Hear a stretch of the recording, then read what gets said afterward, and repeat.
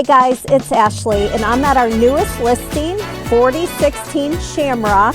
I'm excited about this property that's located in Blair Oak School District. It sits on a corner lot, so a nice big beautiful corner lot.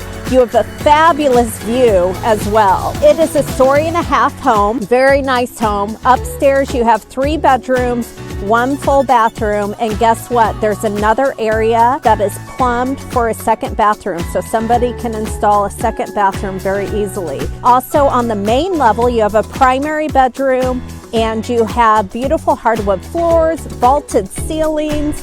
Downstairs is an unfinished area, so you can finish that out to have more square footage if you want. 2-car garage on the main level, and then a 3rd in the basement. So come on in, take a look inside.